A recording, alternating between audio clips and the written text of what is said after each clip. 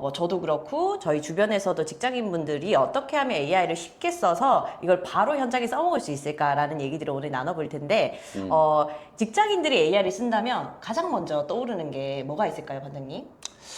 아무래도 직장인 분들의 그 포지션, 그러니까 직무나 본인이 해야 되는 업무 스타일에 따라서 사실 케바케죠. 천차만별이긴 케바케. 한데, 그런데 이제 어느 직장을 가더라도 공통적으로 해야 되는 업무들이 주로 보면, 문서 작업, 많죠. 그 다음에 보고서 작성, 회의록 작성, 그 다음에 이제 거래처 관리, 그 다음에 마케팅 업무, 그 다음 부서 간 소통, 뭐 이런 부분들에서 AI를 적재적소에 잘 활용하면 AI와 함께 좀 더 효율적으로 업무 능률도 올리고 또 AI, 우리 컨셉이 이제 AI에 네. 적응하고 쉽게 AI를 풀어가자잖아요.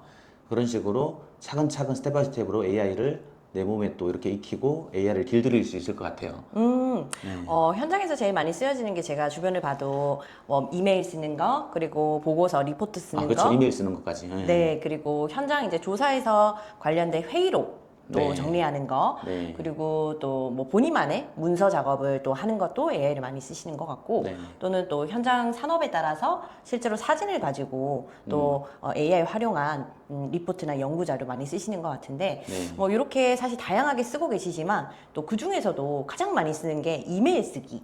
이거든요. 그렇죠. 예. 네, 저도 사실 이메일은 지금 AI가 거의 다 써주고 뭐 사내용이나 아니면은 외부용 관련된 이메일도 처음 이메일 쓰는 거랑 답장 쓰는 거랑 그리고 이제 안내문 쓰는 것도 사실 네. 거의 다 AI가 써주고 있는데 뭐 이런 부분들은 가장 쉽게 느껴지긴 하지만 아직도 이메일마저 쓰기 어렵다 하시는 분들도 많으니까 그거를 맞아요. 반장님이 현장에서 교육하시고 또 보고 계시는 얘기들 좀 나눠주시면 좋겠습니다. 네.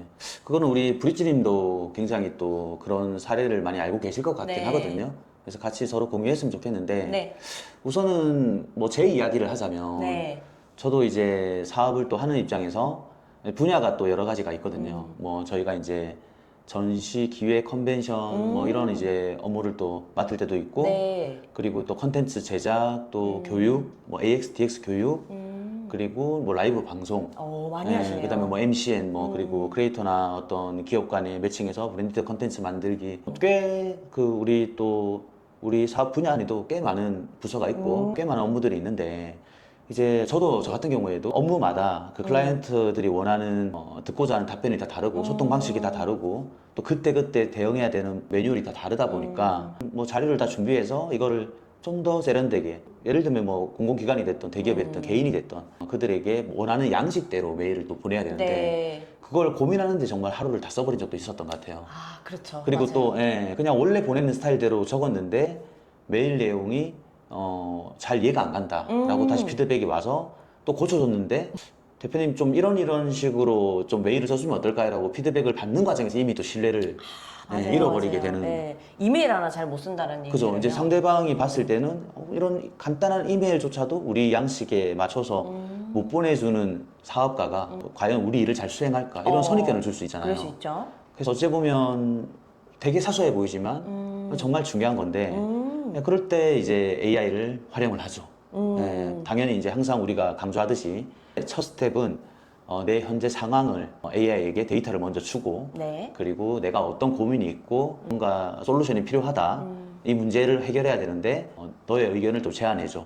좀 구체적으로 진짜 프롬프팅을 하는 거죠. 이메일 쓸 때도 네. 구체화가 필요하네요. 네, 지금 우리 클라이언트는 여기가 공공기관이고 그리고 우리가 사업을 용역업체로서 수행을 해야 되고 이제 클라이언트가 요구사항이 이러이러한데 그러면 여기에 맞춰서 우리가 이런 걸 준비했는데 준비된 자료를 보내면서 이 자료를 상대방이 빠르게 파악하고 우리가 전하고자 하는 의도를 좀 빠르게 파악하고 해석하고 한 번에 오케이 될 수 있게끔 그 이메일 내용을 조금 제안해줘. 내가 보내고자 하는 파일들을 최초의 클라이언트가 어떤 요구사항이 있는데 어떻게 지금 준비를 하고 어떤 내용을 넣었는데 네. 이렇게 보내면 되는지 한 번 더 검토 부탁해. 그리고 잘못 보낸 게 있으면 피드백해줘. 라고 해서 그때부터 보내기 시작하면서 이제 어떤 일이 벌어졌느냐.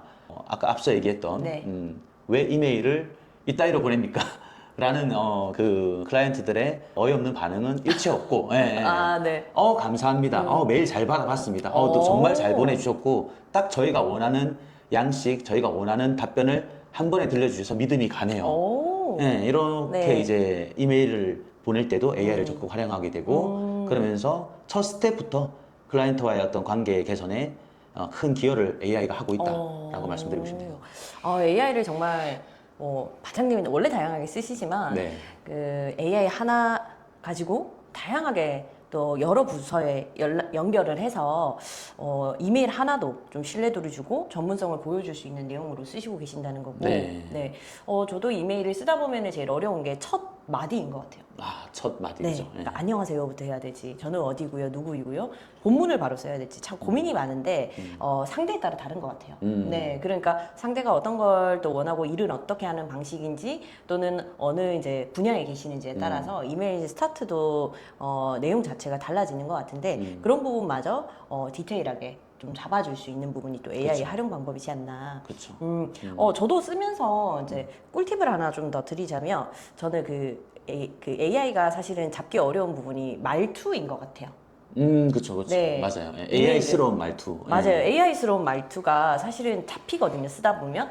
그래서 처음부터 이제 예를 들어서 좀 구어체로 해줘, 아니면은 공손하게 해줘, 아니면 친근하게 해줘 이런 식으로 저는 좀 컨셉을 잡아주는 편인데 상대가 저하고 충분하게 이해관계가 있고 또 일을 여러 번 했는데 매번 이제 이메일 쓸 때마다 귀하에 또는 뭐 건승을 표현합니다. 뭐 건승을 빕니다. 뭐 그죠. 이런 네. 내용들 네. 있잖아요. 이런 거는 사실 굉장히 딱딱하다 보니까 이제 이런 것들은 빼고 좀 더 우리 관계가 어떠하니 업무를 어느 정도 진척이 있고 진행을 해봤으니 좀 더 친근한 표현으로 해달라라고 얘기를 하면 또 거기에 맞춰서 굉장히 글을 또 제 스타일대로 잘 맞춰주더라고요. 그게 이제 우리 AI 리터러시 역량의 핵심인데 이제 AI가 쓰기 어렵다, 불편하다, AI 답변이 만족스럽지 못하다라고 하시는 대부분의 이제 AI 초보자분들이 네.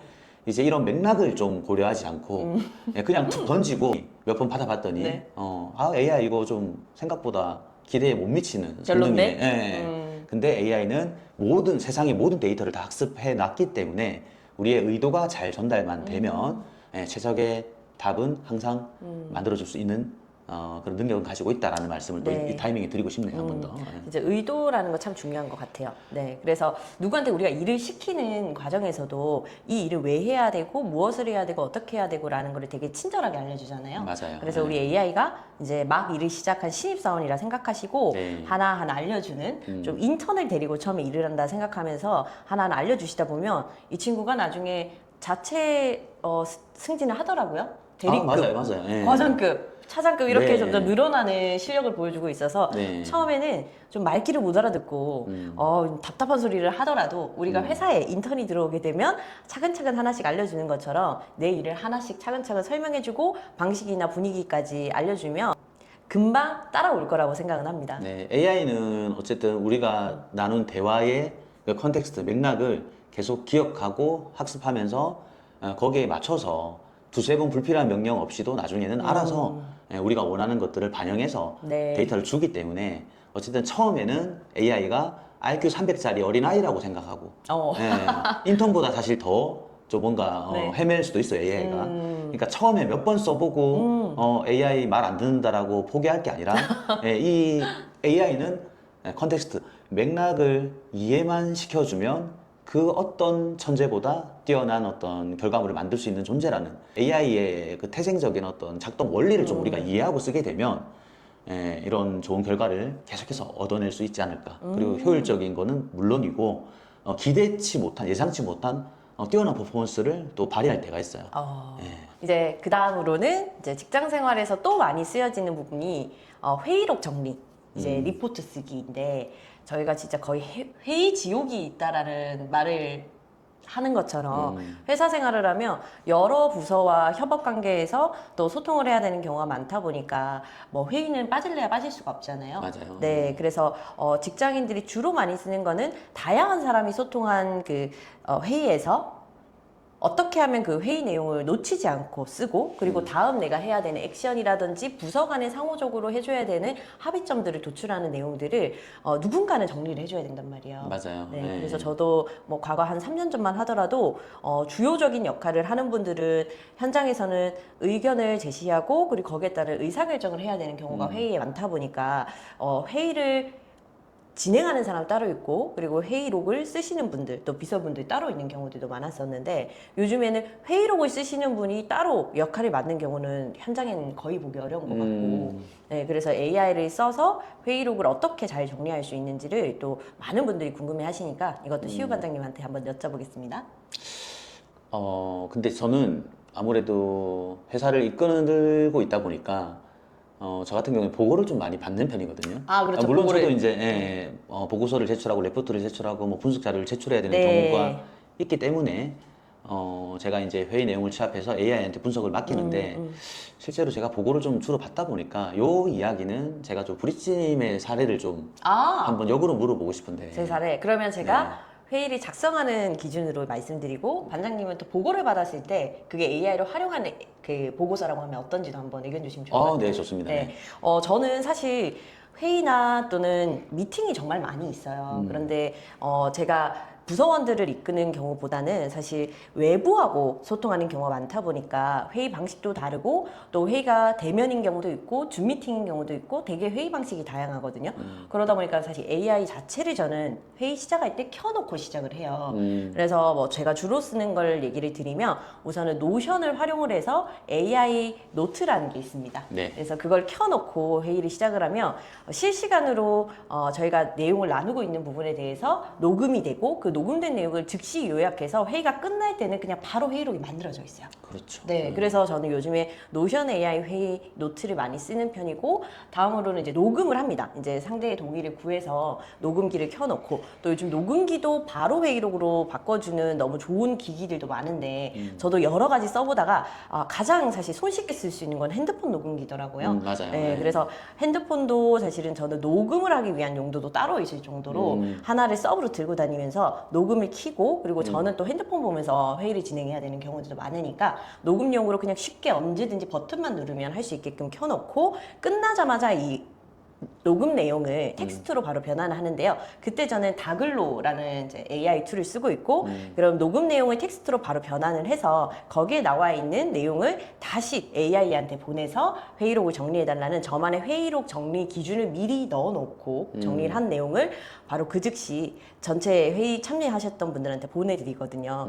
그러다 보니까 저는 이제 회의에 나름의 AI를 언제 쓰고 어떻게 마무리할 건지까지 저만의 회의 프로세스를 만들어 놨다 보니까 회의가 끝난과 동시에 회의록이 나오고 액션이 추출되고 그리고 그 다음에 우리가 회의를 또 뭘 해야 되는지 안건까지 정리되는 내용으로 나오다 보니까 저랑 최근에 회의를 하셨던 분들 중에는 아니 동시에 누가 이렇게 정리를 해주는 거냐 그리고 우리가 방금 나눴던 대화들인데 어떻게 이 정도까지 정리가 되느냐라고 놀라시는 분들이 계셨는데 그게 전부 다 AI 하나가 아니라 여러 가지를 좀 툴을 활용을 해서 즉시 회의록이 나올 수 있는 구조를 만들어 놨다라고 말씀드릴 수 있겠어요. 네. 그래서 사실 회의록을 쓴다는 것 자체가 누가 어떤 말을 했고 이 말을 왜 했으며 우리가 사전적으로 협의한 안건이 무엇인지 그리고 회의의 목적에 따라서 오늘은 결과 도출이 필요한지 의사결정이 필요한지 이런 목적성이 또 다르잖아요. 네. 그러니까 회의에 대한 목적을 정말로 제가 옆에 인턴을 두고 회의에 참여한다는 생각을 하고 미리 회의 정보를 알려줍니다. 이런 내용들로 오늘은 주요 주제를 다룰 거고 오늘 이 회의의 목적 목표는 무엇이야? 라는 설명을 꼭 해주고 있거든요.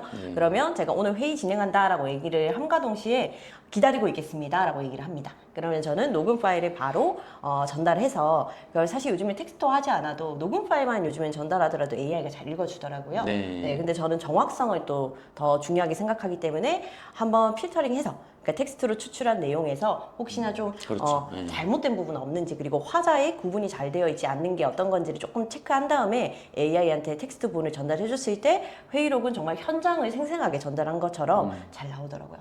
그래서 이런 생활 속에서 업무 속에서 우리가 이런 것까지도 AI를 활용할 수 있구나라는 것을 알고 써보다 보면 이게 나중에 결국에는 에이전틱 AI로 자동화로 이렇게 네. 넘어갈 수 있기 때문에 지금 저희가 드리는 이 생활 속에 또 업무 속에 AI 활용하는 이런 방법들을 꼭 실천을 해보셨으면 좋겠어요. 사실 처음에 했을 때는 거부감이 있을 수도 있고 이런 업무 방식이 익숙하지 않아서 기존에 하던 관행대로 관성처럼 누군가 이제 말단 직원이 계속 보고서를 쓰고 취합을 하고 아마 대부분 큰 조직일수록 그렇게 할 것 같은데 이걸 한 번만 AI로 전환을 해보면 어쨌든 이게 시간도 절약이 되고 정확도도 올라가고 결국에는 이게 또 인건비 절감으로 이어지기 때문에 네. 예, 큰 조직이고 너무 정확해야 된다라고 하면 또 다른 이야기일 수 있지만 조금 애매한 우리 중견기업이나 이런 강소기업 입장에서는 AX 전환이 이런 부분에서부터 사소한 부분에서부터 반드시 필요하다라는 생각을 꼭 하고 있습니다. 네. 여기서 반장님 너무 좋은 말씀 해주셨는데 네. 요즘에 안 그래도 AX다 또는 AI 활용 조직이다 사실 같은 말인데 네. 너무 많이 현장에 AX라는 말을 쓰고 있잖아요. 그렇죠. 완전 네. 대세죠, 요즘에. 네, 근데 아직도 저는 AX라는 게 정확하게 어디까지이며 음. 어떤 정도를 활용해야 우리가 AX 조직이다 말을 할 수 있는지 헷갈리거든요. 네. 그거에 대한 기준 조금 잡아주시면 좋을 것 같아요. 사실 이제 DX 안에 AX가 좀 들어가 있다라고 봐요. 아니면 이제 AX가 또 DX를 포함하고 있기 때문에 일단 이 용어부터 제가 정리를 하고 싶은 네. 게 현장에서 이제 DX 교육을 한다. 그럼 요즘 AX 교육이 들어가 있어요. AX 교육을 한다. 그 AX 자체가 DX 교육이 포함되어 있어요. 그래서 이 부분에 대해서는 좀 우리가 인지할 필요가 있다. AX라고 하는 거는 생활 속보다는 어쨌든 기업에서의 프로세스를 AI와 접목해서 융합해서 AI를 우리 업무 속에 녹여내고 이 녹여내는 목적성이 있어야 되는데 목적성. 그 목적은 결국 업무의 효율화 네. 그 다음에 예산이 들어가는 부분에 있어서 예산과 인건비 절감 그 다음에 퍼포먼스의 향상 궁극적으로는 매출의 증가 기업의 성장 이렇게 이어지는 데 있어서 AI를 적극 활용한다를 AX 전환이라고 보면 될 것 같아요. 오, 너무 바로 이해가 돼요. 네. 안 그래도 DX다, AX다 이런 얘기는 워낙 많이 나오는데 사실 아직까지 또 모든 산업이 디지털 전환까지 된 것도 아니거든요. 맞아요. 그런데 네. 벌써 AI 전환을 해야 되는 네. 시대가 왔다니 기업을 운영하시는 대표님들도 그렇고 직장인분들도 그렇고 서로 아직까지 합을 맞춘 게 없는데 네, 아직까지도 제가 이제 업무 미팅 나가면 이 문서를 이렇게 탁 들고 와가지고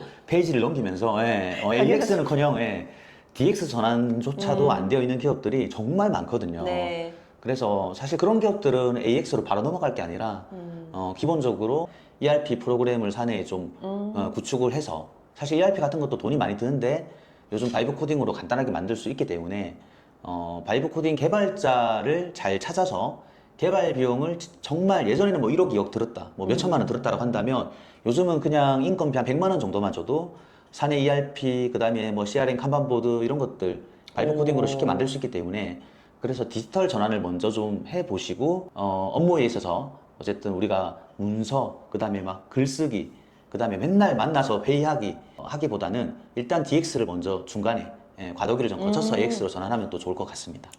말씀 감사합니다. 네. 네. 사실 앞에 말씀드렸던 AI를 활용해서 메일 쓰기, AI를 활용한 회의하기가 다 AX의 기초가 되는 맞아요. 활동이라고 보시면 될 것 같고요. 그럼 다음으로 기업 AX로 가기 위해서 우리 직장인분들이 어떤 걸 조금 더 숙지하면 좋을지 세 번째 한번 질문 드리고 싶은데요. 네.